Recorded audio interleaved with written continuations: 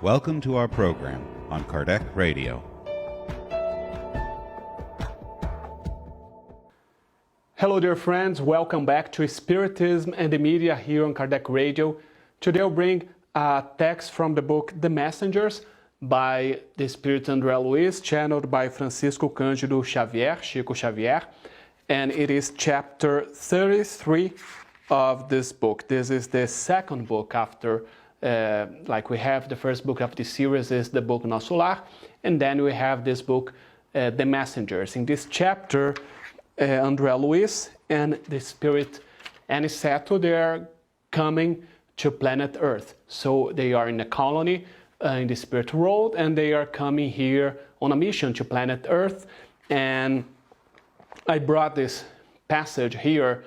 I'm not reading all the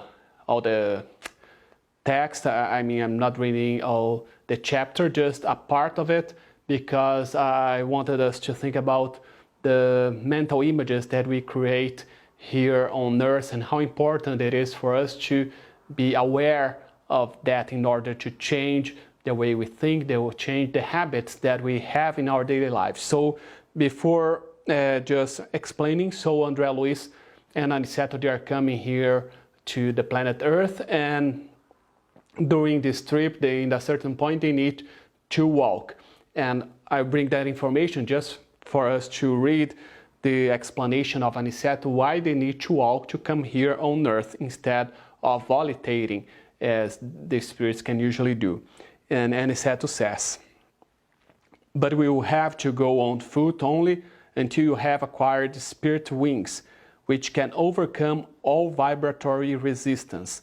Such an accomplishment can be far off. It will depend on the effort you wish to put forth to acquire them. All who work and cooperate with their mind turned toward God can always expect the best. This is not a promise that I'm making out of friendship. It is the law." So I brought this, brought this passage only for us to understand there's a spiritual vibratory resistance that they are facing when they are approaching planet Earth. So the vibration here is so different from the vibration from the colony they're coming from, that they cannot, at least André Luiz, he cannot volitate, he cannot have that spirit wing, as Aniceto called here, because the vibration is so dense.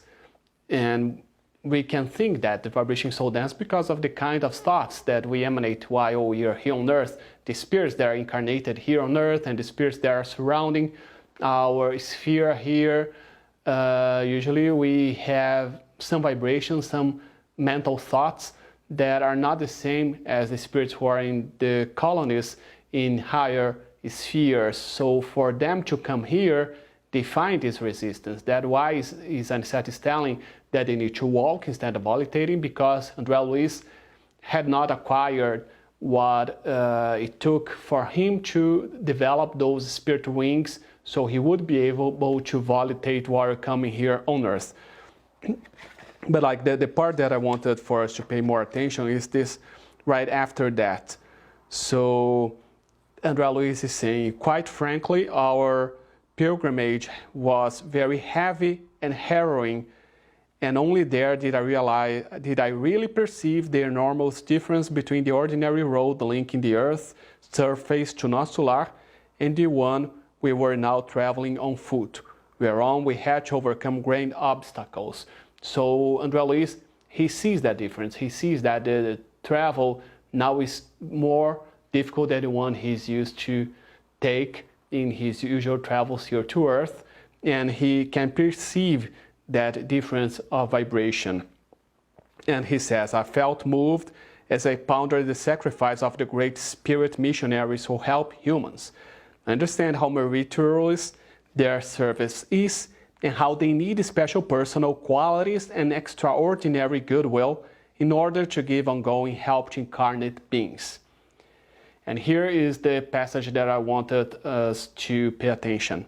He says, "The monsters that fled at our approach, hiding in the dark background of the landscape, were indescribable, and in compliance with Aniceto's order, I cannot offer any information about them so as not to create mental images of an inferior nature in the spirit of those who perhaps may read my humble account.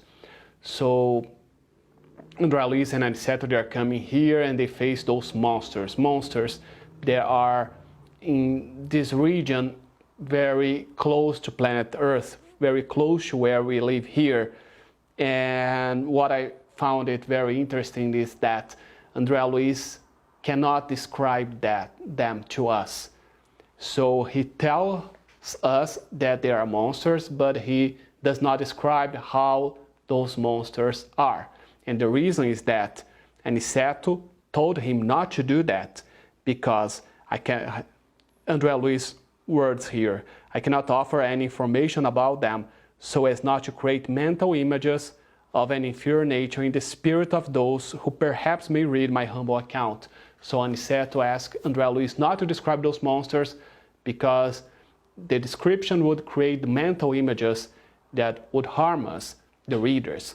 So what I wanted for us to think a little bit about that, we can see how cautious they were not bringing that information to us because they knew that for us to read the description of such a monster would be something that we will keep in our mind, will be kept in our minds, and we will replicate. And as we study some shows before, by having that images in our mind, we create the thought form. So we would create that around us as well. And having that image, for example, if we read this book before you go to sleep, we would probably have nightmares because we would create these mental thought forms,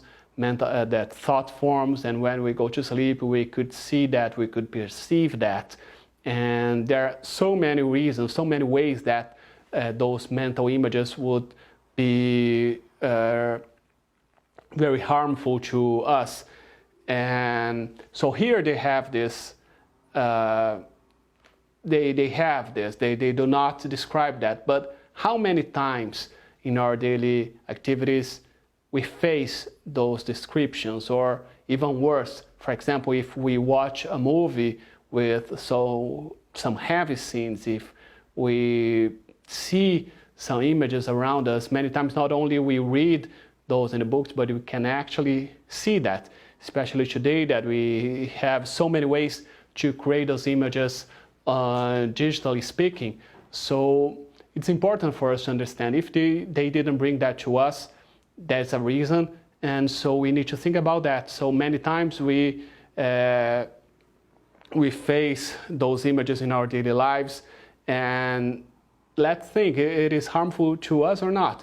Maybe for some people it's not, maybe for other people it is. If we think about violence, video games, for example, if you think about violent movies, horror movies, when I'm going to watch them, do I really need to watch them, or let me see how I feel after watching them? So it's important for us to have that in our minds, to see that many times we may be creating those images, we may be adding those images to our minds, and it may be harmful to us without us even noticing that.